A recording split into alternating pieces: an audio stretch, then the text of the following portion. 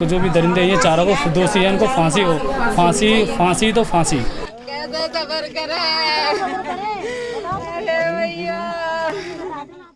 Subscribe to our YouTube channel and press the bell icon to get the latest updates. I'm standing in Uttar Pradesh's Bulgari village, a remote village in Hathras district of the state. I'm standing in the house of the 20-year-old alleged gang rape victim who breathed her last in New Delhi Safdarjung Hospital Tuesday morning. This is the same very house where she was born and she lived here for the 20 years of her life. The alleged gruesome gang rape of the 20-year-old girl took place on the 14th of September. She, her mother and her brother were in the Bajra khet where they were getting grass to feed their cows. The entire incident took place within a span of 45 minutes to 1 hour.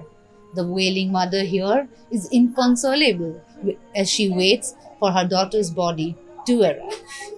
The family here tells us that they now only want justice. They want the accused to be hanged. The mother here has also told us that she found her daughter in a horrible state and that a part of her body was completely undressed. She also told us how her daughter struggled to tell her the name of the first accused, Sandeep, when she was found in an unconscious state.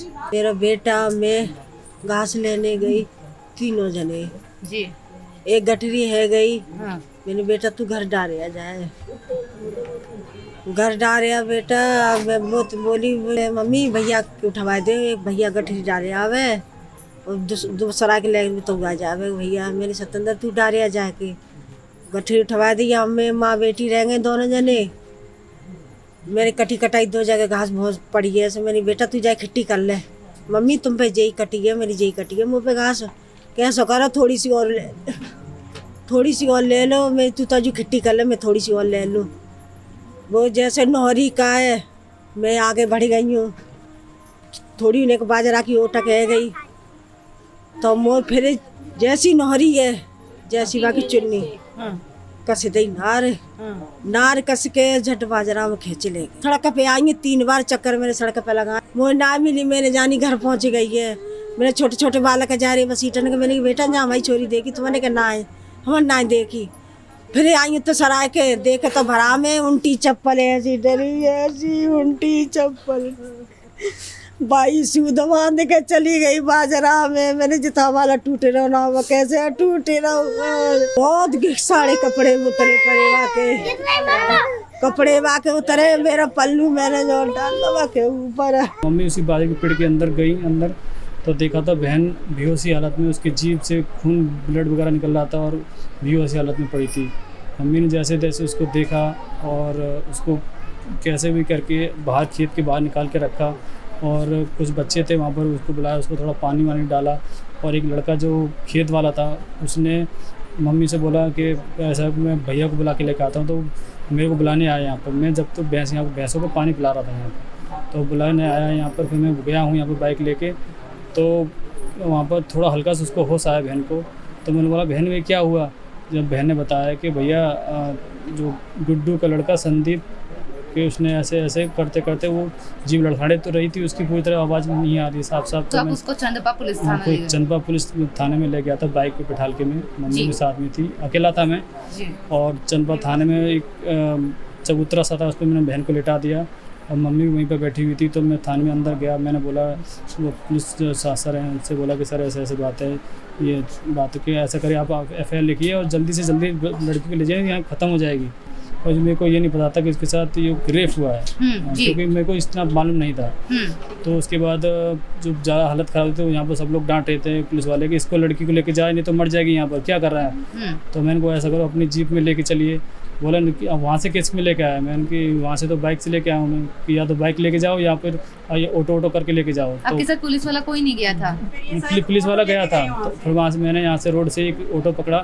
Auto में mummy और मेरी बहन बड़ी है और मेरी बहन को लिटा के और जिला अस्पताल बागला में लेके गए और 2 कांस्टेबल भी गए, एक महिला कांस्टेबल थी और एक पुरुष था।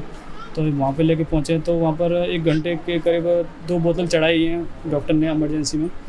और फिर उसने बता दिया डॉक्टर साहब ने कि ये तो बहुत सीरियस केस है, इसको हम अलीगढ़ रेफ़र कर रहे हैं। तो जो वहाँ जो कांस्टेबल थे वहाँ पे मैंने बोला उनसे कि आपको चलना पड़ेगा मेडिकल अलीगढ़ के लिए, तो बोले मैं हमको तो यहीं तक ही बोला गया है और मैं फ़ोन करके भी दिखता हूँ। तो फ़ोन करते करते वो बाहर निकल गए, फिर वो गायब हो गए। फिर किसी भैया ने वहाँ पे 108 नंबर एम्बुलेंस को फ़ोन करा है, तो वो करीब 1 घंटे में बाद आई है एम्बुलेंस। उसके बाद हम लोग बहन को जो वहाँ अलीगढ़ रेफ़र। तो पहले दिन जब आपने संदीप के खिलाफ कंप्लेंट दर्ज कराई थी, आपने क्या कंप्लेंट दर्ज कराई थी? कंप्लेंट में ये कराई थी कि मेरी बहन इस हालत में मतलब कि उसको मारने की कोशिश करेगी, उसको गले से दुपट्टे को खींचते हुए उसको अंदर लेके गए। जी, आपने बलात्कार के बारे में कंप्लेंट कौन सी तारीख कब की थी? ये करीब मैंने करीब 16-17 तारीख में करी थी। और एफआईआर दर्ज करने में उन्होंने टाइम लगा दी थी कि तुरंत दर्ज कराई थी? वो उसी समय कर दी थी जो पहली एफआईआर थी, बता रहे थे जी। जो पूरी जब जानकारी हमें प्राप्त हुई, जब बहन जब पूरी तरह होश में आई, जब उसने बताया, जब हमें बताया, जब हमें पता पड़ा, जब जाके हमने फिर उसने आपसे क्या बताया था? बहन को माँ को बताया था कि ऐसे ऐसे बातें मेरे साथ ऐसा हुआ है। उनकी मम्मी ने खुद देखा था कि हालत में लड़की पाई गई। मम्मी को भी पता उसी समय चल गया था। मम्मी ने मेरे को बताया नहीं क्योंकि मम्मी उस समय अपना सबूत खो चुकी थी, मम्मी होश नहीं था। तो उसके बाद फिर जब हमें पता चला तो हम लोग कुछ लोग जो हमारे समाज के और कुछ भी लोग सब एसपी ऑफिस गए, वहाँ पर ज्ञापन दिया और जो 4 नाम बताए थे मैंने वो भी हमने उसमें करवाए।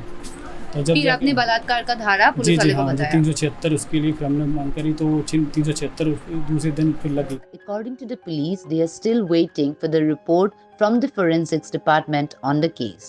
जहाँ तक मेडिकल रिपोर्ट का प्रश्न है तो उसमें फर्म मेडिकल ओपिनियन जो सेक्सुअल असॉल्ट का था, डॉक्टर ने उसको मना किया था और उसे प्राइवेट पार्ट्स में इंजरी की बात से भी मना किया था। उन्होंने कहा कि इसको एफएसएल की रिपोर्ट से टैली करने के बाद हम लोग ओपिनियन दे सकते हैं। उन्होंने कोई फर्म ओपिनियन देने से मना कर दिया था। जी। अभी फोरेंसिक्स के लिए भेजेंगे आप लोग? फोरेंसिक्स के लिए ऑलरेडी जो होता है वो दाखिल कर दिया गया है। हम रिक्वेस्ट करके फोरेंसिक की रिपोर्ट जल्द से जल्द मंगाएंगे। सर, एक और बात पूछनी थी आपसे। जब बुधवार को जब आप लोगों ने बात करी थी पीड़िता के साथ, जब उन्होंने कॉन्शियसनेस रिगेन किया था, क्या उन्होंने कुछ कन्फेस किया था कि उनके साथ गैंग रेप हुआ था, उनके साथ बलात्कार हुआ था? जी, जैसा मैंने बताया कि उनका स्टेटमेंट उन्होंने रिकॉर्ड किया, सर्किल ऑफिसर जो क्षेत्राधिकारी जो विवेचक थे महिला कांस्टेबल के साथ। तो उन्होंने दूसरे बयान में जब वो बोलने की हालत में गई तब उन्होंने बताया कि 4 लोग इन्वॉल्व थे और सेक्सुअल असॉल्ट की बात बताई। तत्काल धाराएं वृद्धि की गई और चारों में एक तो पहले ही अरेस्ट हो चुका था, 3 अभियुक्तों को हम लोगों ने अरेस्ट करके जेल भेज दिया। The 20-year-old girl's family is inconsolable and angry. They now only want that the culprits be hanged at the earliest and that the case is moved to a fast-track court. हम तो ये चाहते हैं कि जो बहन तो मेरी चली गई है और जो हम चाहते हैं वो फांसी है। इन लड़कों जो भी दरिंदे ये चारों को दोषी है, इनको फांसी हो, फांसी तो फांसी।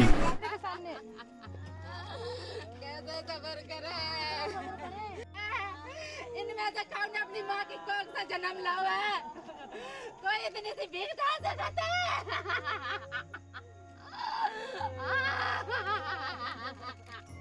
As the night progressed, the anger increased among the family members and the relatives.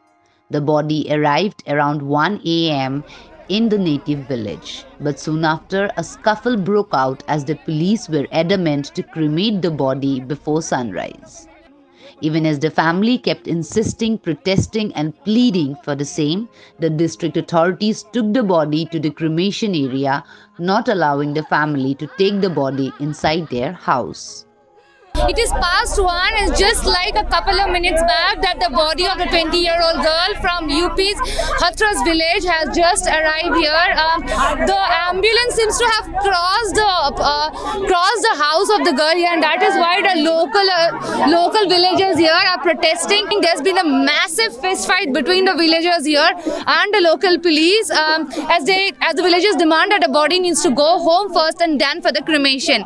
The family here tells that according to their customs, they will only be doing the ritual after sunrise, while there have been talks all around the village across the night that the police are trying, the district authorities are trying their best to subdue the matter and have done preparations at the crematorium, have bought logs so that the body is taken directly there and burnt.